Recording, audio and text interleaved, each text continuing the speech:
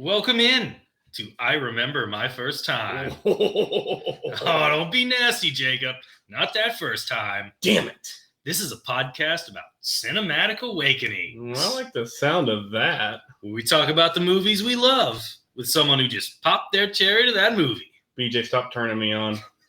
Jacob, are all the movies we do going to be good movies? God, I hope not. Do we like shitty movies? We love shitty movies.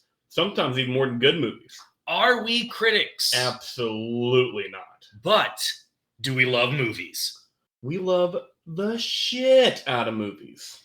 This week's masterpiece is the 1996 Bill Paxton classic, Twister. Jacob, my goal for this podcast is to stay out of the suck zone. I think we should get off this road. I am BJ Leica, and I took one meteorology class in college. FYI, rocks are cooler than weather. Joined as always by me, Jacob Beekis, the Suck It guy. Suck it! Suck it! Yeah, we're big Office fans. We've said that before. Joining us today, we have a special guest, a master of first-person shooter video games, the man responsible for our fantasy football league name, a man I've drank more beers with and been to more strip clubs with than anyone else on this earth, my former college roommate, Cody Almond. Hey guys, thank you. I do like to say I'm your confidant, lackey, and I'm the Vlad to your Scoot. So That's right. I'm glad I'm here. Speaking of being the Vlad to his Scoot, I believe the first time I put you in my phone, I was like, what's your last name? And you said Putin without missing a beat. So in my phone, it's Cody Putin. Nobody changes names they put in phones. Nope. And about 90% of the time, it's probably accurate. You do like riding shirtless on horses. I definitely do. And I wrestle bears, too. And also, As in the animal or big, hairy gay men? a little bit of both. Okay. There we fair. go. Yeah. That's fair. So, Cody, what is your relationship with the cinema? Do you have certain movies you like, you despise? Big movie fan, casual movie fan? What's the deal? I would say I'm not super into movies where I remember them all the time and really go back and quote them. But I do watch a lot of them and then forget them. But definitely my genre would definitely be historical, like timepieces, like Civil War type movies, World War II, medieval time, that kind of stuff. So, but I watch a little bit of everything. Dope. I love those movies too. We haven't done one yet. We have not. Quickly. My favorite movie is Gladiator. Yeah. Yeah. And I have other movies that I like more than Gladiator, but that was my first favorite movie, so that's what I say. Favorite movie, Gladiator. Getting on to the movie this week, Twister. Described by HBO Max as the largest storm in Oklahoma in more than half a century is brewing and promises to drop multiple twisters into Tornado Alley. It's the storm two groups of scientists have been waiting for to earn their place in meteorological history. Was that HBO? Yeah. That's great. They kill it every time. A little longer than I like, but Yeah. okay. But it's okay. I don't care that there's two groups of people. Nope. Just say, awesome tornadoes coming. Storm chasers are chasing it. It's going to be the tits. This movie is rated 6.4 out of 10 on IMDb, 63% on Rotten Tomatoes, and I'm surprised it's this high, 68% on Metacritic. The highest out of the three. Wow. Mhm. Critics liked fucking it nuts. more than the audience. So speaking of critics, I'm betting Roger Ebert liked this movie. Liked, not loved. That's okay. I still won that one. 2.5 out of 4 stars. 3 out of 3 is a thumbs up, so real close to a thumbs up. He says that these are the hardest movies for him to do because there's parts of it that are just super awesome, and then there's parts that frankly suck. The cool stuff overran the boring stuff for him. He mentions the acting. He says a lot of people hate on the acting. He says it's not really the actor's fault. This movie's moving so fast. There's no time for anybody to actually act. Except for Philip Seymour Hoffman. Oh, he's acted his ass off. I'll end it with my 2 favorite quotes of this review.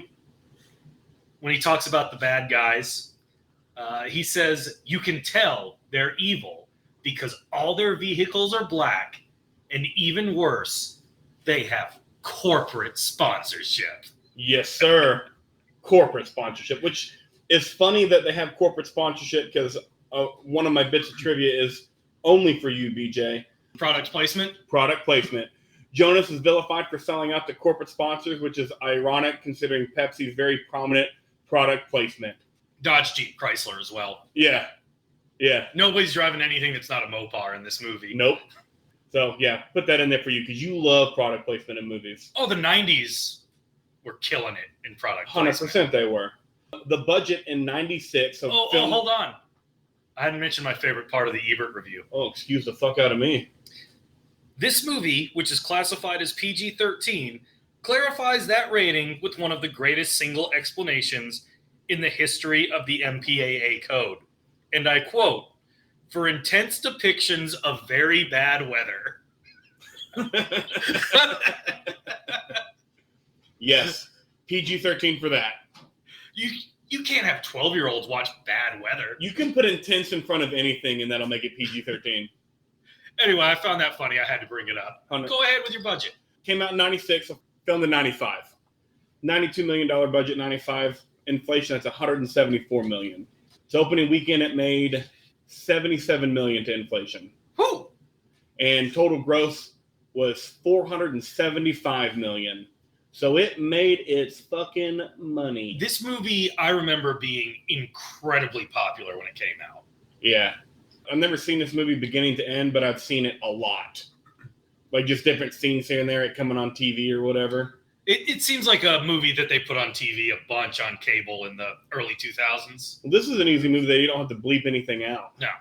Well, there is an incredibly intense, almost sexual scene at the end. Yes. I like to consider it sexual anyways. They're teasing. Yes. They go in for a kiss like 3 times before they actually kiss. I feel like there needs to be some blurs there.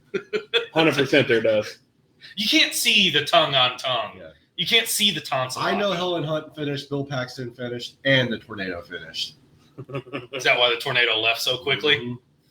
I think there is a bit of a cult following to this movie because now I'm going to steal this from you, Jacob.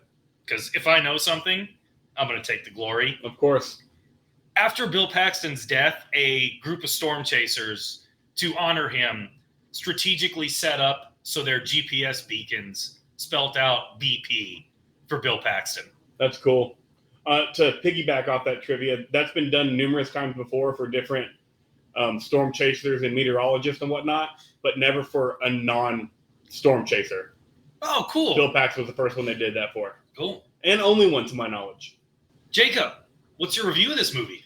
It was incredible. When I first turned it on, when I first went to HBO, it was an hour and 53 minutes. And I was like, fuck me. I don't want to sit here for an hour and 53 minutes and watch Twister. Turned it on, was doing laundry, needed to go in the room for something else, and I pressed pause, and I was an hour in. I was like, holy dick. This is a quick fucking movie. So were you happy when you almost got to rewatch the whole thing again with me because I slacked off in getting my review? Yeah, I was. Yeah. I'm glad. I didn't make the sexual connection at the end, but then when you said, I'm like, this scene is totally sexual. I sexualized everything. This is a really good movie to watch in bits and pieces, too. Yeah. Cody, what did you think of it? I think it's great. Like I said, I mean, I'm a casual viewer of everything, but man, it adds just constant something. So you're not having to really, I guess, sit there and focus on like a backstory or a storyline. It's just something you can just casually view. And like Jacob said, just sit there and do your laundry and kind of watch it and enjoy it and still kind of follow along, I guess. Yeah. So it's one of those nice movies that you can do that and not really have to be 100% tuned into it, but it still grabs your attention. Yep. I thoroughly enjoyed the movie. I'm not sure it's great. It's definitely not great. Let's put it that way. Yeah. But it's really enjoyable. And I can see this being a big-time TV movie because you can come and leave at any time. It doesn't matter. And when it comes on, you're no more than 10 minutes away from a tornado scene. Yep. So you turn it on, stay through the tornado scene, and leave. Yeah. Come back in 5 or 10 minutes, and there'll be another tornado. Absolutely. Definitely makes you scared of Oklahoma, though. Yes. Constantly scared of Oklahoma. Yes. That was a joke. Our listeners in Oklahoma actually really like Oklahoma. It was a joke for him, not a joke for me. BJ, what do you not like about this movie? Because I know there's something that you don't. the non-action scenes, the love story, there's essentially no point for Jamie Gertz to be in this movie. As much as I like Jamie Gertz and I'm happy she was in it, that was nothing to do with the storyline. She did not have to be there. She did not add anything to the movie. And I feel the same way about the bad guys. The corporate-sponsored black Dodge driving bad guys. Bad guys. This movie doesn't need bad guys. No. And they set them up as bad guys, and I was like, why? That's like putting bad guys in Jaws. The bad guy's the fucking Twister. Right, yes. I think you mentioned this earlier. It would have been a much better movie if they would have focused on the team. Yeah. In the non-action scenes. Because Philip Seymour Hoffman was fucking killing it. Give it more of an Armageddon feel, where they still have the love story and they still have the three leads really in that movie. But you get to know everybody on that team. I like the Armageddon the feel, yeah.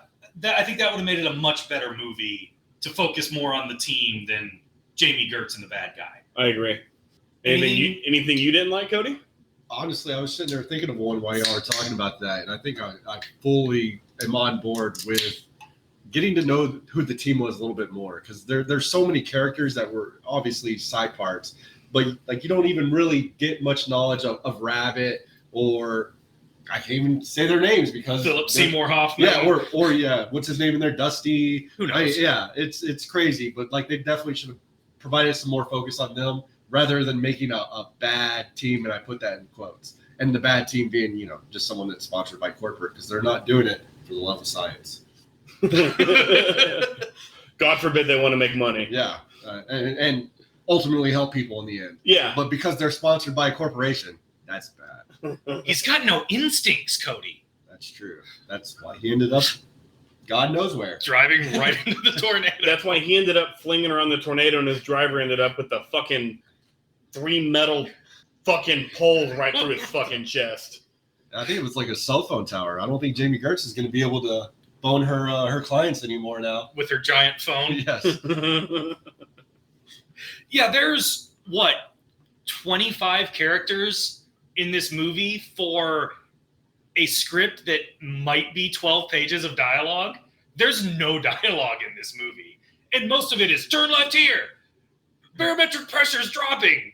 Just stuff like that. And it's like, I kind of like these characters. Can you give me a little more with those? But that's the main thing for me. And on the dialogue, I thought he brought up a good point on the barn scene where Helen Hunt was saying, who are these people? And how did Bill Paxton respond? Like the dialogue didn't even flow together. He was like, I don't think so. Yeah. Who are these people? I don't think so. Yeah, that's not the answer to my question. But that's the dialogue for you. On their short dialogue, they couldn't even nail it. Look, it's a realistic movie. The man was not listening to the woman. They had to throw some realism in here. Respect, BP. So I think we all agree it was a good movie. This wasn't a bad movie. It's definitely not bad. It's fun. So, I mean, if it's not bad, it's good. Sure. It's on the lower end of good. Agreed. Good movie. Is that your classification for good? If it's not bad, then it's good? Yeah. No. At least for movies. Oh, okay. Yeah. It's a binary system. 1 or 0. Yeah, it's one or the other. No, yeah. It's a very casual view, and I think it's something if you're just kind of just looking for something to be on the TV, it's great for that. The special effects hold up wonderfully. Well, yes. To a point. Oh, yeah. Go ahead. Go ahead. I had a call out, and I think I was discussing this with y'all too beforehand. And I think if this is your first time viewing it, which for a lot of people it won't be, just because it is an older movie, the first scene with the National Weather Service or whatever they call them at the time, it really kind of makes you wonder about the rest of the movie when they show the satellite in outer space. And you're like, this is the special effects? Because it looks like someone either got an erector set, which were popular at the time. Erector. Hey, it's my job to sexualize, right? or just putty and put something together, and that was their satellite in outer space. And you're like, what am I going to fucking expect the twisters to be? And then you're blown away by what happens. Yeah, the rest of the movie. Yeah, agreed. But the first scene, it's crazy how low budget that was. You guys ready to dive deep into this movie? Yes, about as deep as we can go. I love that. Yeah, balls deep. Oh. Mount Rushmore scenes. Jacob, what's your fourth favorite scene in this movie? My fourth favorite scene is the second Twister scene. The sister Twisters. Sister Twisters. The flying cows. I like car chases, and it was the Twister scenes in this movie are multiple car chases. Oh yes, So- they're car chases followed by 30 seconds of Twisters. Yeah. So there's not much into that scene. I like the flying cows. Did you like how they mooed when they went by? Love that. The CGI for the flying cow was the same CGI they used in Jumanji. They just switched the cow for a zebra. Sorry, a zebra for a cow. Yeah, but Yeah. It's the same exact thing. Yeah. Huh. They just repurposed it. Is that a studio thing? Warner Yeah. Brothers or whoever did this movie? I think it was Paramount and Universal that did this Oh, movie. okay. Which is why in the movie scene they had The Shining and Psycho, because two different studios made those movies, and both of them are making this movie. But yeah, the Sister Twisters. I also like that name, Sister Twisters. Were you upset that a Twisted Sister song did not play when he brought up Yes, Sister Twisters? of course I was. I knew you would be. Cody, your fourth favorite scene. I mean, that's going to be one of my top four for sure. And I think we're all going to have pretty similar ones, I think, with this movie. So I'm going to go ahead and just agree with that one because I don't want to bring up another one and discuss it and then we all have the same ones. Is that fair? Yeah, Yeah. go for it. Okay. But just to add on to what you're saying, I think that scene's just kind of hilarious in its own little way, too. Because right before the cow comes, Bill Paxton, Helen Hunt, and Jamie Gertz are all in the truck and they're all freaking out about the Twister. But then the cow comes and then it's like everything's just relaxed and the conversation, the dialogue changes to what'd she say? She's just like, I got cow. What was she I saying? gotta go. We got cows we got over here. cows. But it's like the Twister thing just completely went out of focus. And then it was just like a calm, relaxed stage of, oh, shit, there's a cow. Oh, okay. And then they just casually drove. Ironically, that may have been the most calm part of the movie. Right. Was when the cows were flying around. Mhm. I would say 2 cows, but it's Bill Paxton believes it's 1 cow. Two Well, cows, one cup. and I would argue that that's not the most calm part of the movie because that was the most calm breakup I've ever seen. So, Absolutely pointless. your fourth favorite scene, BJ? My fourth favorite scene was the first Twister scene where the truck gets stuck in the ditch Okay. and then the tornado picks it up and flies it, landing right in front of Jamie Gertz. And it's her initial freak out. And she's like, I'm engaged to a fucking crazy person. On your part, Jacob, it's a car chase. Yeah. It's a car chase scene. I don't even know if that's a tornado scene. It's a car chase scene, and it's really cool. I love that old Jeep, too. My third favorite scene is the opening scene to the movie. The 1967 or whatever Yep. flashback. Yeah. Whatever it was. It set the tone for the rest of the movie. And I was like, fuck yes. It was great for me because I had no idea that was a young Helen Hunt. I was just like, this is the movie. This is what's happening. Twisters. And then 30 minutes later, 40 minutes later, Bill Paxton's like, you're not going to bring your dad back. And I'm like, oh. Was there windows on the storm cellar door? Did I see that? Yes, you did. I still think that was more of like one of those storm windows. It was the plastic covering. I think so, too. Okay, Weird. okay. It's still Yeah. weird to add in a movie. It brings up weird questions. Also, why would you have a wooden door in a storm cellar? I think that's pretty common. Because you're in Oklahoma, Jacob. That's why I'm scared of Oklahoma. Exactly. We can't say this to BJ. He has people he likes in Oklahoma. Okay, fair. I think that was pretty common, especially in 1967. Okay, maybe in the 60s. For farm people, Sure. Farm that people. makes a lot more sense that those are Farm people. Storm Also known windows. as farmers. farm people. Yeah, farmers. Yes. And I feel like maybe it gives, and I don't know the purpose of them, but let's just make up a purpose. But I feel like it gives the people in the cellar a way to look out and maybe see that things are better, clearer. Oh, I didn't. When I saw glass breaking, and then the dad got sucked away, and I was like, "Why are there windows in a storm cellar?" But And it's so funny to go from that scene, which also you had the same dog in Wizard of Oz, Toto. Yep. But it's so funny to go from that scene, which had great special effects, to the satellite scene. Because that's right in that scene, because I was just like, okay. I'm like, wow. the Earth looked like someone made it in Microsoft Paint. Yes. I think one of the things too, and I had a question too, like what happened to the mother of Helen Hunt? in this movie because you know what happened to the dad. Then Aunt May came around, and I just like the explanation that BJ provided me. So BJ, if you'd like to tell everyone what you think that happened to Helen Hunt's mom. She was an obese woman in Oklahoma. She died of heart disease at 48. Yeah, it gave me just closure to that because I was really Oklahoma. wondering. He's joking. Yes, Oklahoma. Apologies again. But I really wanted to know what happened to her mother because she just kind of fell out of the movie, and that was the one non-death explanation. I don't know. Aunt Meg could have easily been her mother. I don't know why she was Aunt Meg. That's what I wanted. Like, I wanted something. Like, who is Aunt Meg? Why couldn't she be the lady from the beginning? Aunt Meg was fucking nobody. Yeah. She could have been her mother easily. Yeah. All right, your third favorite scene. I don't know if it's a favorite, but it's one that I feel like I always remembered this scene. And maybe it's because I'm a child of divorce. But and also just the other things that happen within this whole scene in general. But obviously when Bill Paxton goes and he drops off the divorce papers to Helen Hunt, there's a lot of things that happen there. And I don't know why, but like this is one scene I've always remembered.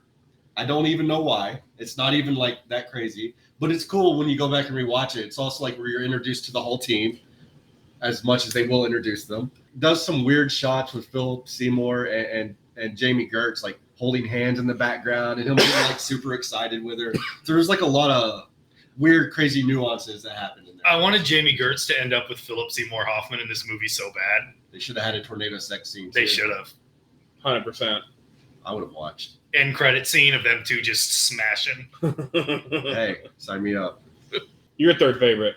I'm going to go with Cody here too, because I didn't want all four of my scenes to be Twister scenes. My favorite was the lunch or dinner, whatever it was, at Aunt Meg's. The one time where you actually learn about the team and you see the team interacting with each other and you see how much fun they're having and you see that camaraderie. Then the movie just never brings it up again. But I really enjoyed that little scene. There was a lot of mildly funny parts of it. Philip Seymour Hoffman putting a 32-ounce steak and a bowl and a half of mashed potatoes on Jamie Gertz's plate. And Aunt Meg referencing that she basically just butchered her cows right beforehand to make those steaks. They were asking where the cows were. She was living on like a half-acre lot. She didn't have cows. Apparently she did. And she probably tended to them too all the time. That was director Jen DeBont's least favorite scene in the film because he's a vegetarian. Apparently made him really uncomfortable. Okay, get over yourself. Hollywood, baby. My third favorite scene is my second favorite scene is Cody's third favorite scene. You're a child of divorce as well. I am. And just the intro to the characters. I love the fiance. Jamie Gertz. She didn't marry you for your penis. Yeah, she did. If you're having that conversation and your dick's that big, 100% she did. I think she said she didn't marry your penis. She married more than your penis or something to that effect. Whatever it was, but it was... Like, that was definitely a part of it. Yes. I love Philip Seymour Hoffman in that scene. Fucking crazy. And yeah, like the divorce. I didn't remember it, but then when it played, I was like, oh, yeah. Yeah. I thought at some point in this movie, a tornado should have blown away the divorce papers. I thought that was going to happen. I have no opinion. You pro-divorce? Pro-divorce. Pro everything. Do whatever the fuck you want. Make your own decisions. All right, number 2, Cody. Number 2. Number 2, honestly, and maybe I thought it was more extreme before I rewatched the movie as far as how it was handled. But I think my number 2 favorite scene was obviously when they were out watching The Shining, and the tornado came in, took away Aunt Meg's house, and then she's in the ambulance because they just rescued her from a falling TV. Frightening. Is a falling 16-inch television. Yeah. And then, but it's also, there's so many things. But a 16-inch television back in the 70s and 80s. 700 pounds? It was 96.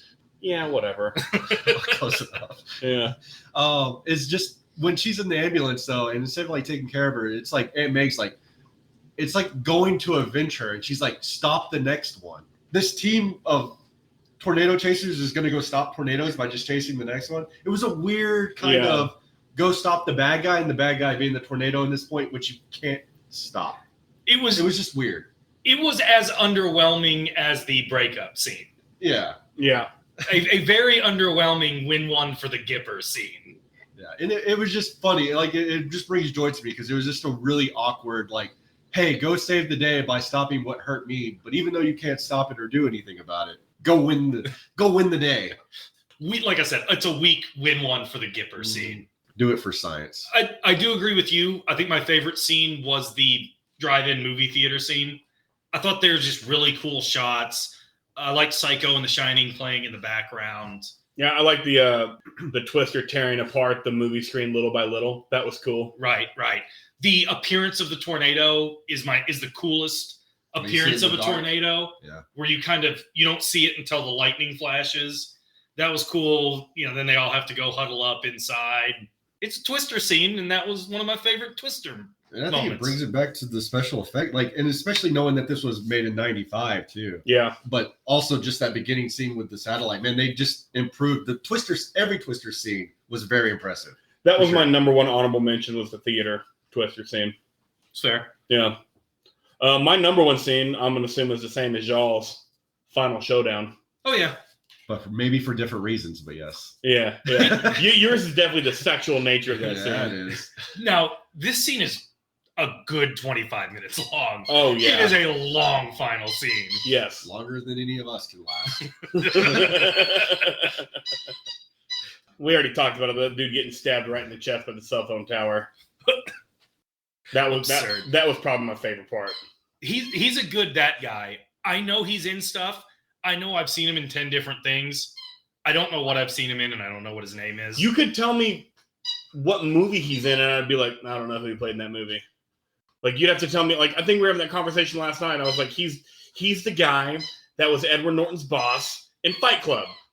Oh, okay. Yeah. You'd have to get that specific with me. But, yeah, he's that guy. And this movie is full of that guys. Yes. There's about 6 of them in this movie.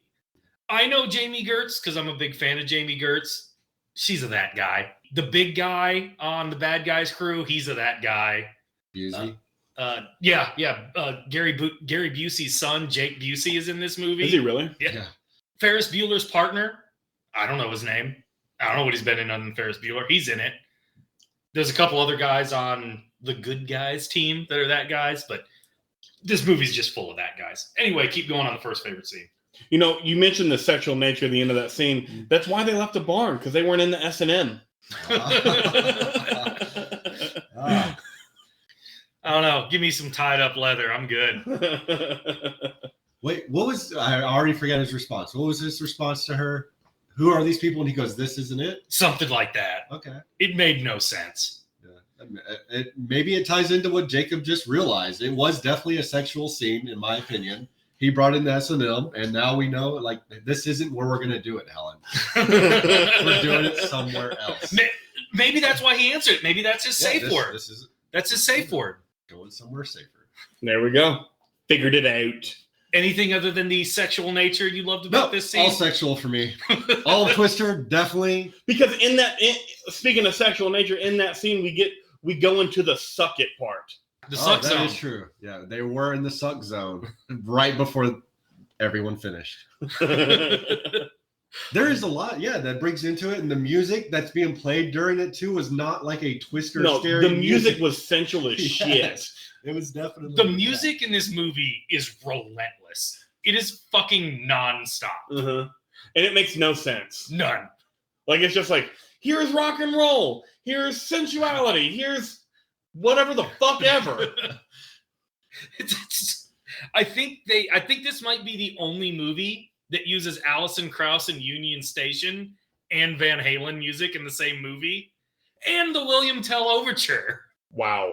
You think the person who put the whole music genre, all the songs together, is the same one that actually decided who the supporting cast would be, and just kind of threw random shit in there and just, we'll just throw it in there and make a movie out of it. Yeah, he was like you. He was like you. He waited till the last minute. Yeah, and then went on 1996 Spotify, aka Napster, and downloaded a dozen random songs and threw them in the movie. So you're telling me I would have succeeded in Hollywood back in the 90s? Oh, yeah. Oh, I would have been great, wouldn't I? Yeah.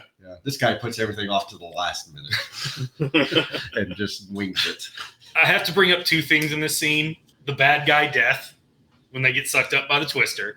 after the driver gets a cell phone tower through the heart, and them driving through the house that was blown onto the middle of the road. And the coup de grace of that part is when they hit the stuffed bear afterwards, and it goes, ee. Oh, I forgot about the house thing, driving to the house, because you also have barely escaping the oil trucker. I don't know how they escaped that. Because they're the heroes. That's how.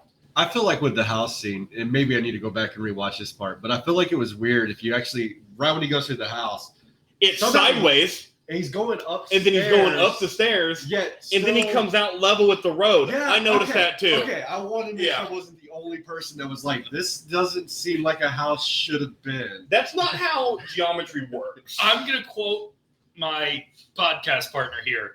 There are no holes in this movie. None. I believe I said that about Batman and Robin. Yes. Yeah. There's a few less holes in this one than that, but not many less. I think it's time for our movie-related talk. With Twister, a movie that it didn't start this genre, but it definitely vaulted it to the next level. And we're going to talk about natural disaster movies. Jacob, what do you think about natural disaster movies? They're amazing. All the special effects, all the intenseness, they're just fun because you can't beat Mother Nature. Like, there's no beating Mother Nature. Mother Nature is the best bad guy in movies. They tell you not to walk through fast-moving 2-inch water. Mother Nature's a fucking relentless bitch. Aunt Meg would disagree with you guys. She said they could stop that Twister, but I do see where you're coming from. No, they could just give advanced warning. But I agree. Disaster movies are the best. Like, you got your Dante's Peak, you got Armageddon, as Jacob mentioned earlier. There's so much greatness, so many special effects, and there's nothing more thrilling and relaxing than to really kind of drink a beer to and seeing the world end. And the best part about Mother Nature movies, natural disaster movies, are you can come and go at any time. Because none of them go more than 10 minutes without an action scene. None of them. This is how awesome natural disaster movies are. Just on HBO right now, you have The Day After Tomorrow, Deep Impact, San Andreas, whatever. Point Break. Ontario. Point Break is not a natural disaster. There's a big wave at the end. It's a natural Get disaster. the fuck out of here. All the Jurassic Park movies. Geostorm. Geostorm! Yeah, that's how awesome they are. HBO's just like, this is what we got right now. And they're perfect for hot summer day. Sit down, turn your mind off, and kill 2 hours with a volcano or something. Earthquake, tornado, whatever The Day After Tomorrow is. Sharks, whatever. Make it a fucking disaster, and I'll watch it. So we all love natural disaster movies, is what I'm hearing here. Yes. The only problem with them is they're very expensive to make. I can't imagine any of those movies you mentioned were done cheap. Mm-mm. Y'all ready to break down characters? Can you name more than 5 characters in this movie? I know 4 of their names. Like their names in the movie. Rabbit's not his real name, but he goes by Rabbit, and I know that. Yep. There's Bill, because it's played by a guy named Bill. Yep. Helen Hunt is Joe. Yep. And Aunt Meg. I cannot name another one of their names in this movie. I know Jamie Gertz is Melissa. Okay. But I only know that because I wrote it in my phone when I was watching it. And Rabbit is just the GPS guy. He's Google Maps. Awesome. That's all I know. I want that job. I don't mean to cut this off. I'll let you continue. But I was just, how do you know any more than 4 characters' names in this movie? Honestly, Jacob. I mean, no. Yeah. I know 3. I know Bill, Joe, and Dusty. Yep. Who's Dusty? Philip Seymour Hoffman. Okay. And 2 of those people are now deceased in real life. Yep. That's all you know. That's all I know. Speaking of not with us anymore, the great Bill Paxton.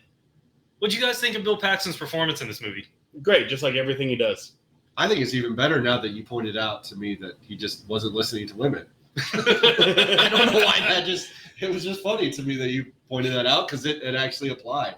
I think probably not my best Bill Paxton performance, but that's because I like the Hatfields and McCoys a lot with him. And that's not a movie, but I just liked him in it. Okay. His acting's definitely improved as he got older, but it is still par. I'd like to start this off by saying that I'm very proud of myself for not calling him Bill Pullman once yet. And I may have jinxed myself because I probably will do it before the end of this podcast. Probably. I really, really like Bill Paxton in this movie. I think he's just good enough to... He's a good enough actor to pull off what they're trying to pull off in this movie. I don't think there's any reason to get a Dennis Quaid or a Kevin Costner in this role because they'd be wasted. So you just get the JV version of those two guys, and it's Bill Paxton. Yep. Yeah, and I don't think you can like really be like a superb actor in this kind of movie either. So I think he definitely lived up to the role for sure. Played it perfectly. Yeah, Agreed. Helen Hunt. Why do women look so good in white tank tops? Boobs. Yep. Yeah, but Helen Hunt's not particularly well endowed. I mean, that's true.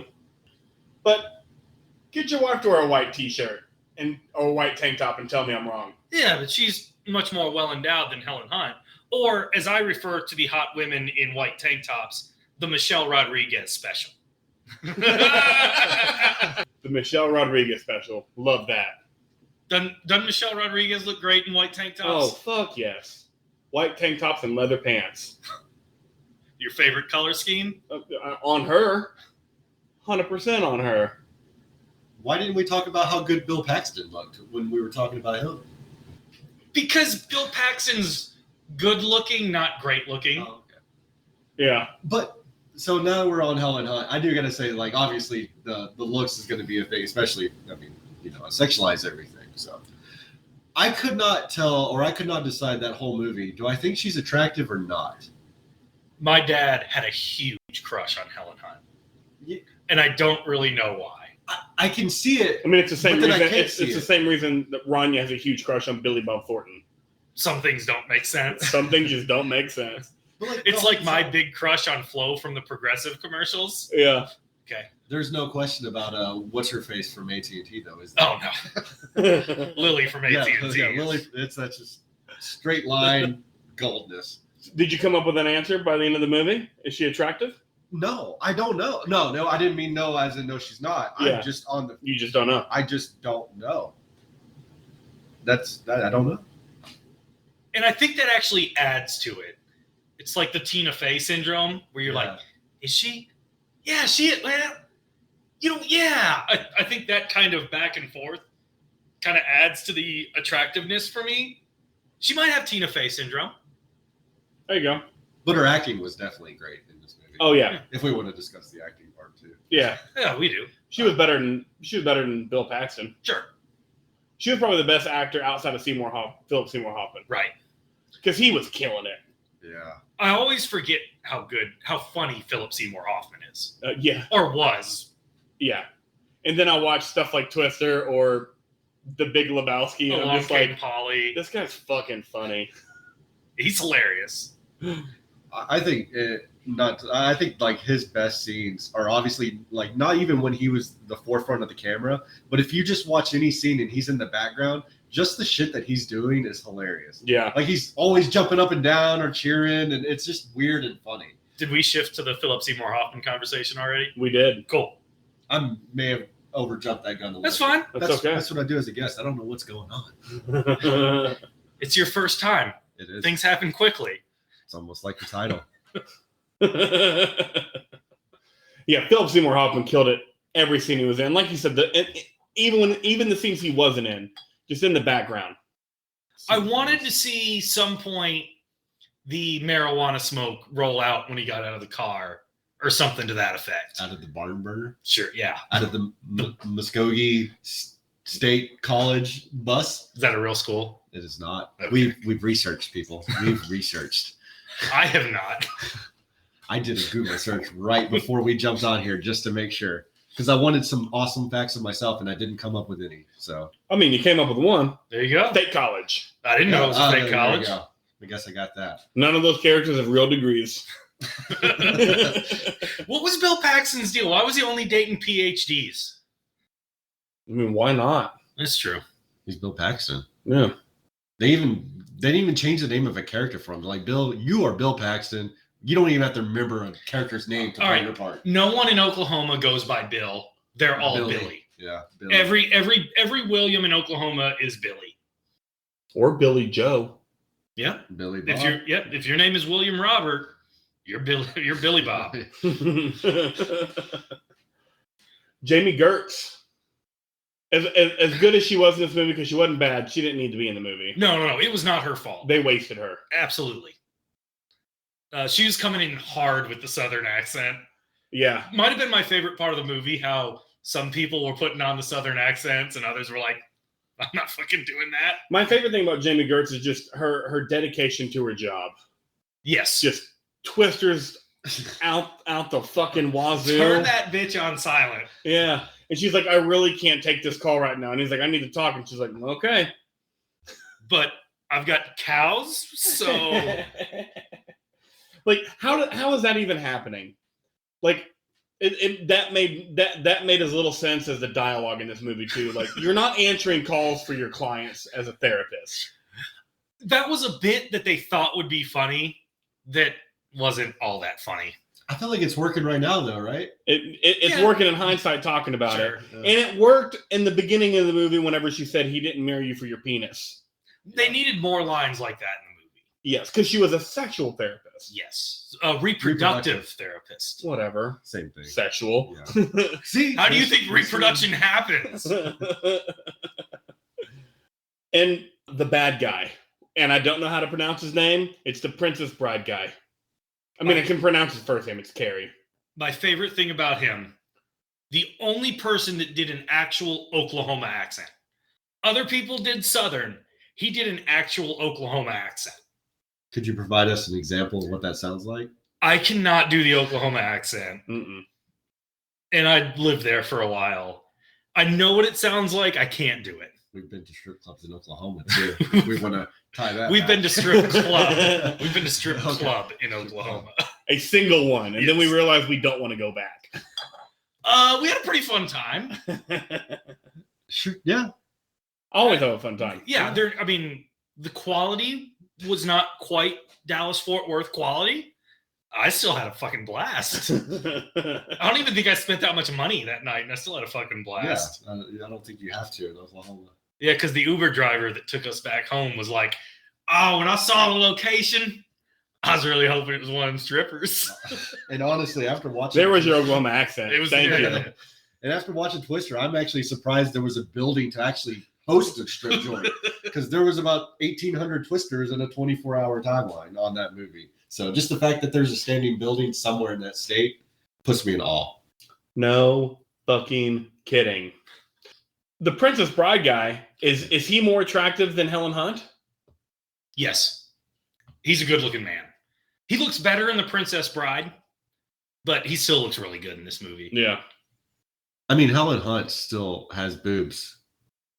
So That is true. The question is not who would you rather. The question is who's better looking. I base attractiveness on boobs too. And I'll only do that so that way I can just I must be real attractive. Jacob, you were beautiful. I mean,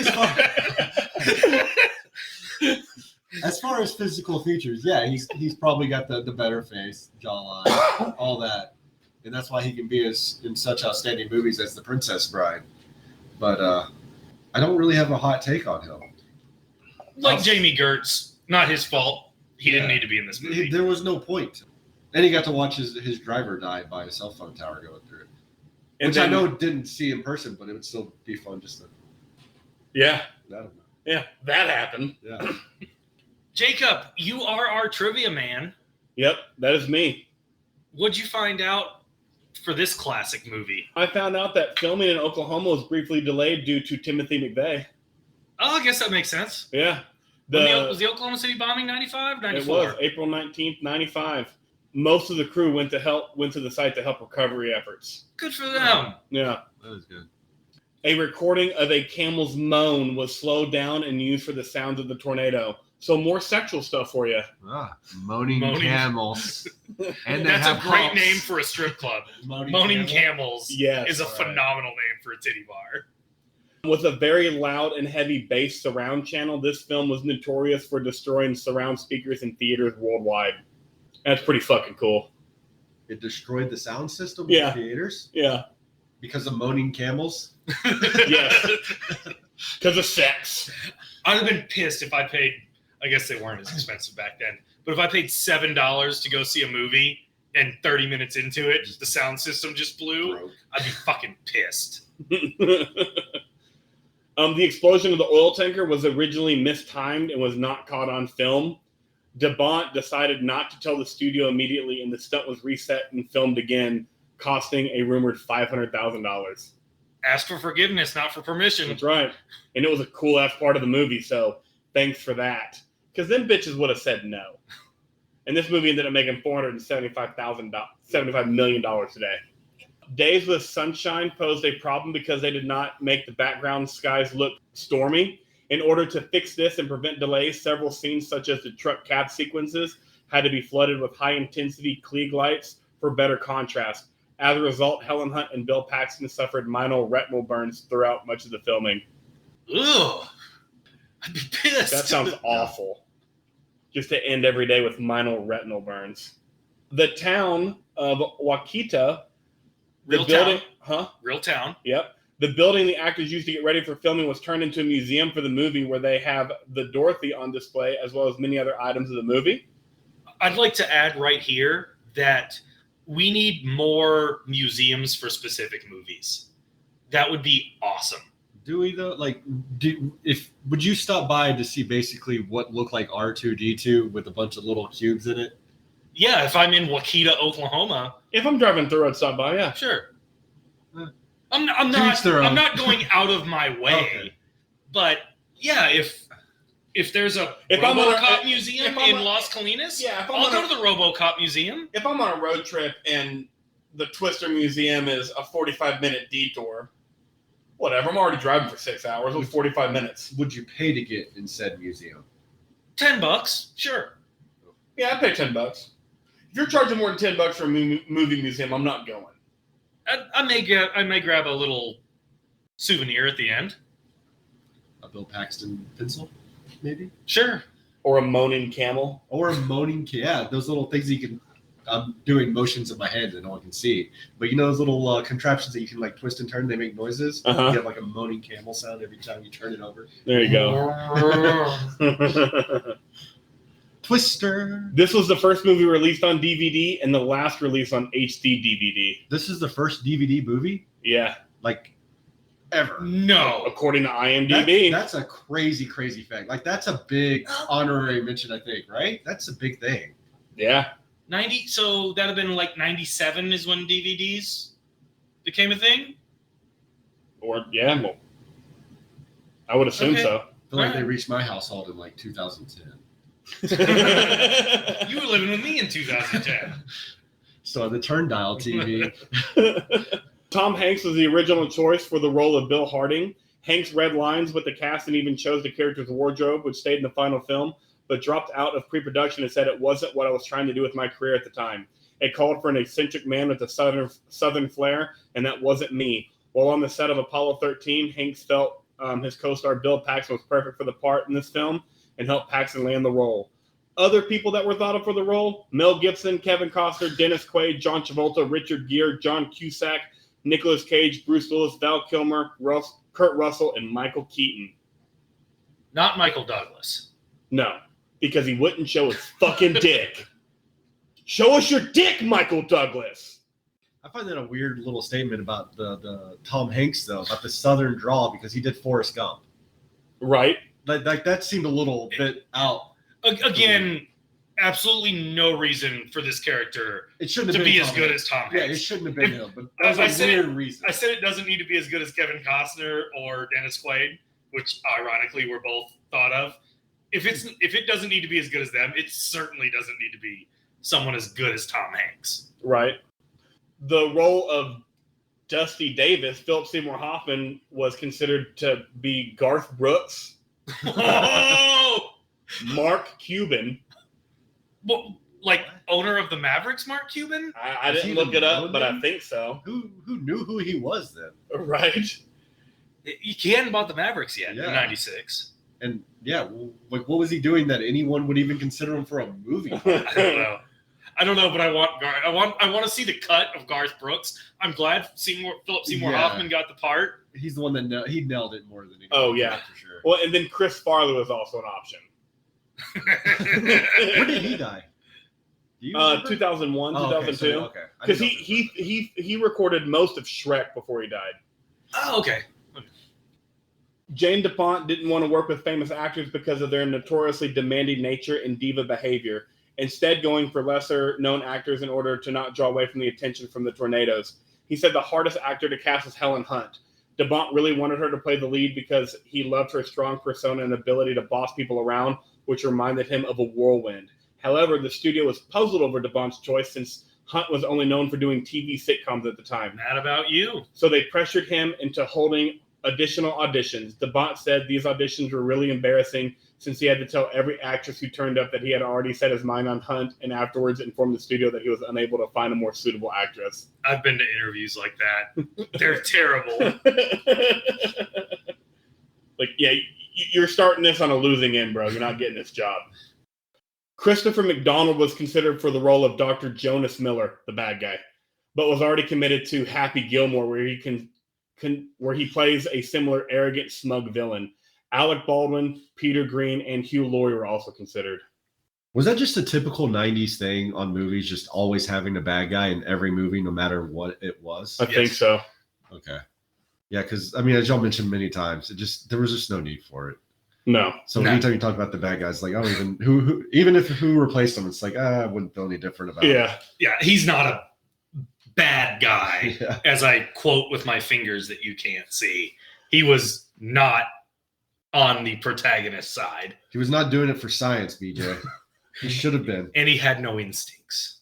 Bill Paxton said in a Q&A at the screening that he didn't meet executive producer Steven Spielberg until a year and a half after finishing the movie. Spielberg greeted him saying, "Thanks for making me a lot of money." The characters are alarmed when TV screens go blank, showing only static.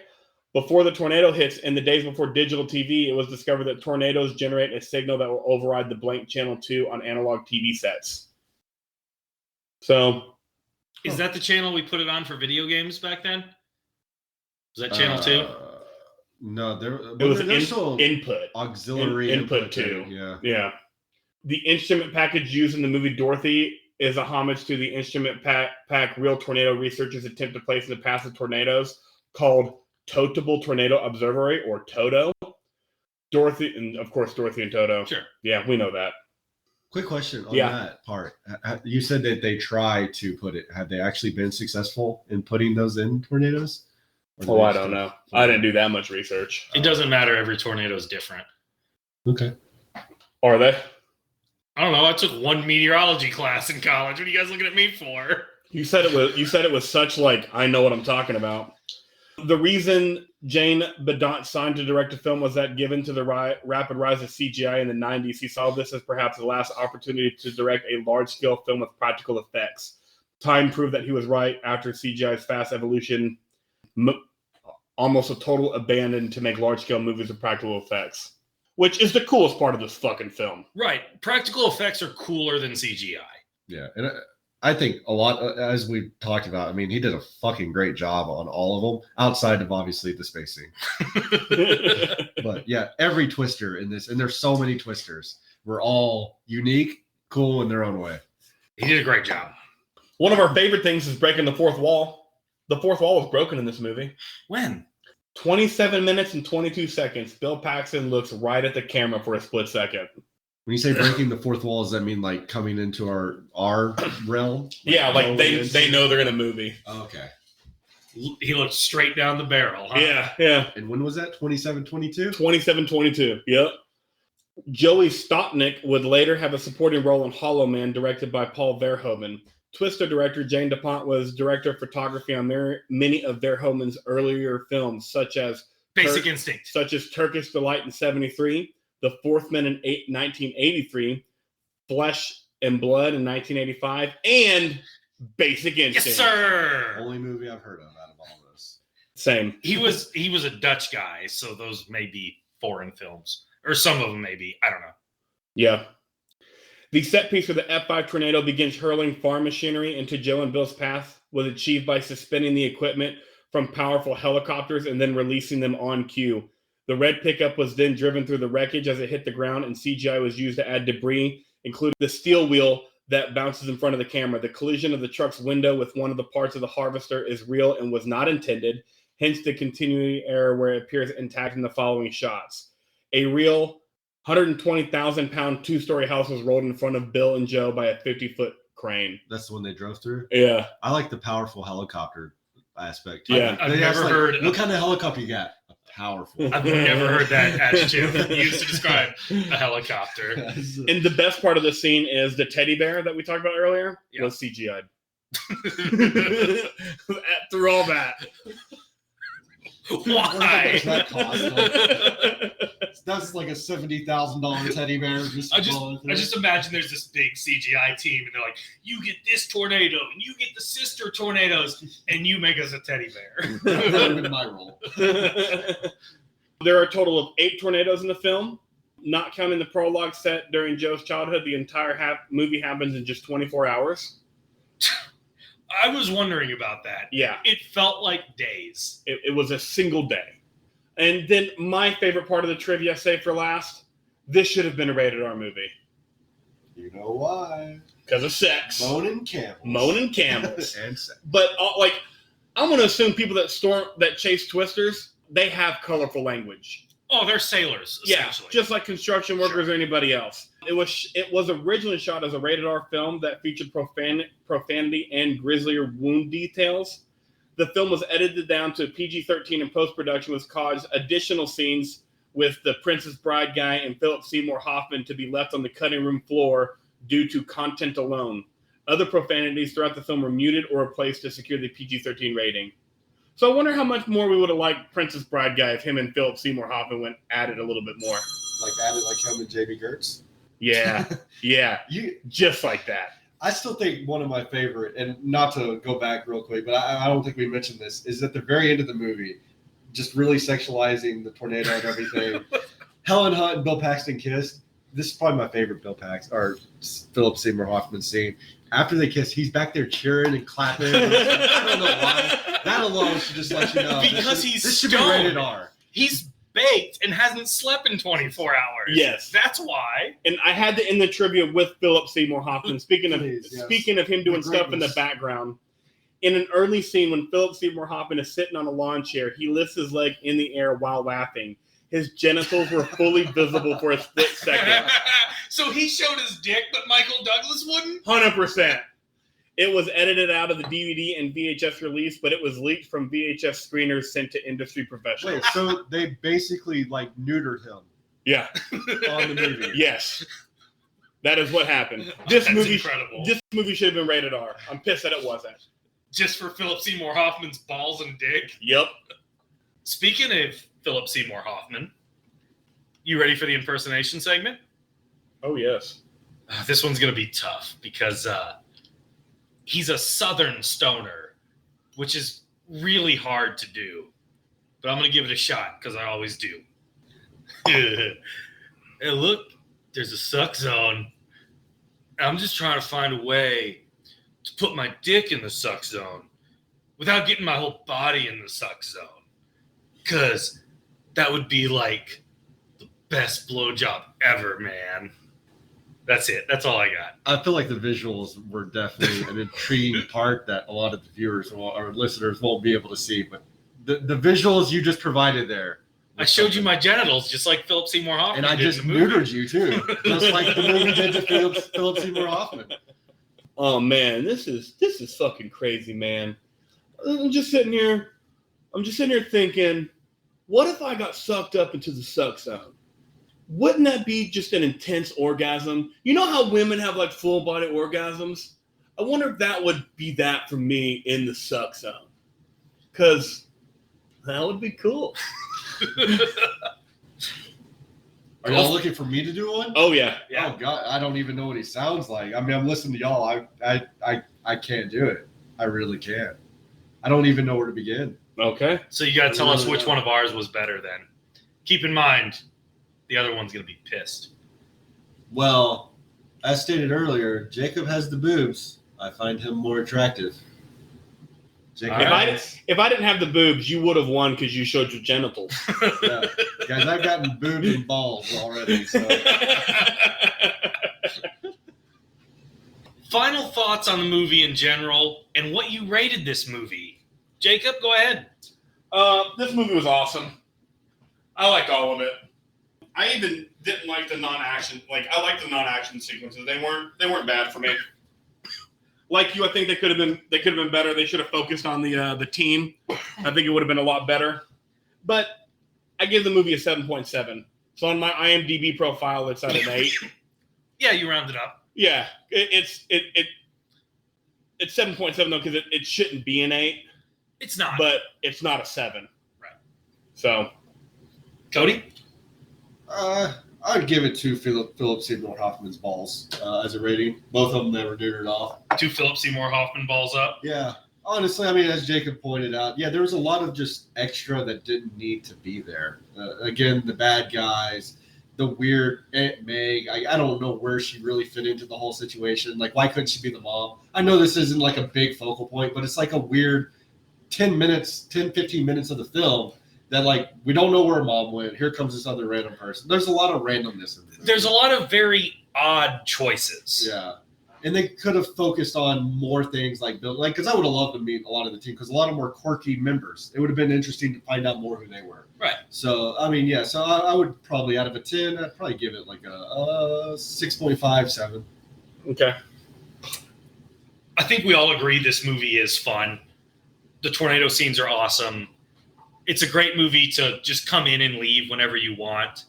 But like Cody said, there's some really weird choices in this movie that they didn't need to make or could have made different ones to actually make it a good movie, a great movie, but they didn't do it. But the action scenes are so good that I got to give this movie somewhere in the low 7s. I'm going to go 7-1. Okay. I'm going to go 7-1 for this movie because the good is really, really good. Fair. Should they remake it? They do it all the time, and they should keep doing it. It's a natural disaster movie. Yep. Just roll me out 1 or 2 a year. Yep. I feel like they've already done it with like Into the Storm, right? Oh yeah. Yeah. This movie, but this isn't like a Point Break. I don't think you can remake because they're gonna do it obviously just with different random, but like with the Point Break thing, I don't feel like they should remake it just because it's good. It still stands time. Like, I don't know. Not a shot for shot remake. Correct. They shouldn't do Twister 2. Yeah. Electric Boogaloo. That's the perfect way of saying it. Yeah, definitely not like a sequel or anything like that. But yeah, still make disaster. Just make movies. another tornado movie. Yeah. Right. Have a damsel in distress. Have a hot sex tornado suck zone scene at the end. White tank tops work. Yeah. Maybe a little bit of water. You know what? Make a hurricane movie. Hurricane Heist. When's the Hurricane Heist podcast? Whenever you want. All right. It's Fast and Furious against a hurricane. Let's fucking do it. We've already talked about what we would do to make this movie better. The non-action scenes take away the love story and the bad guys. Replace them with more cast. The team Armageddon building. ensemble type of thing. Yeah. I don't know anything about recasting. I think it's fine. No, there's no reason to. There's not enough acting to really recast this. If they would have done it the way we think they should have done it, that'd be a different conversation. I know, Cody, you want Mia Khalifa in the Helen Hunt role. We get it. Yeah, but now that I think about it, do you think this is how Mark Cuban got his Sharknado role? He was kind of almost premiered to almost be in this movie, and since he didn't get it, they're like, hey, and then 20 years later, he was in we'll put you in Tornado Sharknado 3. I don't know. I'm just kind of giving back on these trivia facts that you provided earlier. I found some of them very, very fascinating. Yeah. But yeah, recasting, no. But I mean, they should have added Garth Brooks, maybe a little bit Mark Cuban. They should have just thrown everyone in the movie. Why not? Yeah, fuck it. Because they didn't explain anyone's real role in the movie, so Nope. just throw in everyone. Fuck it. Yeah, make it Sharknado without the sharks. Yeah. Call it NATO. Yeah, which is basically what it is. Yeah. It's Twister. You got reviews for us? Oh, you know I got reviews. User reviews from IMDb. I found one of my favorite ones. It's not even that funny, but the last part is so funny because of how he refers to somebody. I've never heard it. I've never heard someone refer to this person this way. So here we go. From Movie Guy 810077. That's my favorite guy to follow. Way too many numbers. Way too many numbers. The title is Fun Movie, 10 out of 10. Twister is a fun movie to watch. I think Bill Paxton and Helen Hunt give excellent performances. This movie has a great soundtrack. I do not know why people hate this movie. This is one of Jane DePon's best films. He also directed one of my other favorite movie, Speed. Normally, I think all of Van Halen's songs are trashy, except for the songs for Twister. I like the sound and visual effects of this film. Not since The Wizard of Oz have I seen better tornadoes. The first time I saw this movie, I was blown away. I actually liked this better than Independence Day. I really like the end song, Respect the Wind, performed by Edward and Alex Van Halen. I want to get the Twister soundtrack. Okay, I've got 2 things to say about that. First one, Edward Van Halen? Edward Van Halen. It's Eddie. Yeah, it's Eddie. I've never heard anyone call him Edward. And what the first part of that paragraph? So this guy got his first time, he got blown away. In the suck zone. Blown away in the suck zone. Anyway, that's all I had to say for that. But keep going. Also, Van Halen songs are trashy. I've never thought of Van Halen songs as being trashy. Yeah. Pantera songs are trashy. No, a lot of trashy music in the 80s. But Van Halen, were they part of that? Yeah. Okay. And not like, this isn't a derogatory trashy. This is like a kind of trailer park trashy. This is kind of what the 80s were doing. Yeah. Motley Crue's trashy. Sure. Okay. So One Potato 224 gave this a 1 out of 10. He titled this review Downwind. So he stood downwind from my farts a couple times. This is 1 out of 10. Twister is so painfully dumb, I'm surprised I made it through the movie without sniffing glue. It stars 2 grade B actors who prove again here they should not be handed the reins of an expensive movie. But to be fair, the script is lamer than any script has ever been in all of recorded time. What am I saying? Paxton and Hunt are terrible. She's a tornado researcher who just happens to have a very standard Hollywood backstory. Dad, you see, was eaten by a tornado, and now she has a grudge. Scratch that. She has a weird Oedipus erotic fixation with tornadoes that makes her trance out and walk towards them like a blonde zombie. Sure. Conveniently, wasn't Oedipus the guy that wanted to fuck his mom? Yeah.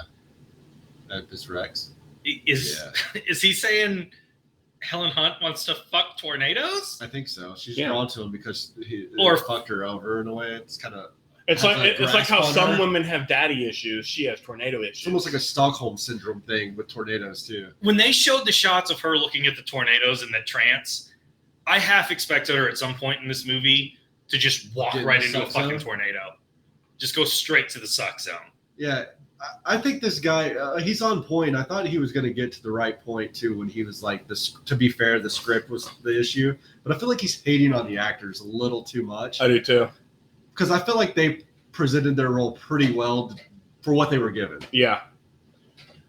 He goes, sure. Conveniently, this background and violation are explained, as I've never seen before, in a flashback. Withering sarcasm.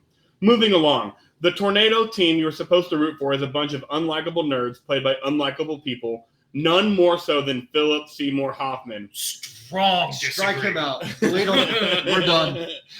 Who are prone to phony, over-directed, chill-for outbursts. Each new scene that featured them made me wish for a genre switch from disaster movie to R-rated bloodbath. I would have had my own outburst of applause. They had all been sliced open by heavy machinery in the middle of one of those asinine conversations. However, the worst and dumbest, most excruciating part of this turd is that it presents a rival team of tornado researchers as the villain. You know, like high school basketball.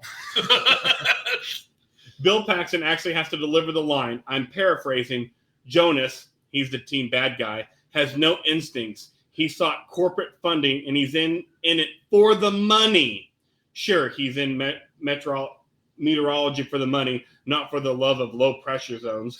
I think at this point, a few veins burst in my head. This movie immediately appeared in a scene-for-scene TV ripoff with Bruce Campbell called imaginatively tornado that somehow made the whole thing even stupider, with expensive tornado sequences happening off-screen during the commercials. The Z-grade solution at least made me laugh. This unredeemable slop should only be shown in the rural sector. I'm definitely back on board with this guy after the bad guy, but I feel like he's being a little too harsh still overall. I kind of want to see the Bruce Campbell tornado movie now. I 100% want to see the Bruce Campbell tornado movie. That guy convinced me that, oh, there's another movie I want to And watch. what a shade at the rural sector. Yeah. The hell's up with that? Come on now. They're not that bad. So yeah, should people watch this movie? And the answer is yes. And they should also get the soundtrack for Twister too. Apparently it's really, really Yeah, Edward Van Halen apparently kills it. Edward Van Halen. No, watch this movie. Why not? What are you going to lose? Yeah. Do laundry while you're watching it. Like we said multiple times, like you're not going to miss anything. If you're doing something else while watching it, it's just one of those great background movies. Yeah. For sure. And you can still follow along even if that's the case. The plot's meaningless. You don't even know the plot. No. Just watch cool tornado shit. In fact, anytime a tornado's not on screen, just fast forward. If you want to. You're not gonna. You will not miss anything. That was a good first time. That was. Right into the suck zone. Right into the suck zone, which is where we want to be. Nothing. Sorry. Nothing on the suck zone. Oh, I'm just saying you guys blow me away. All right. Well, that's us. At I remember my first time. What's our next movie? I don't fucking know. There. She moves her body like a cyclone.